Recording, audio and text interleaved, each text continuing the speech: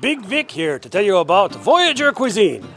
The hard work of paddling 10 to 15 hours a day sure works up an appetite.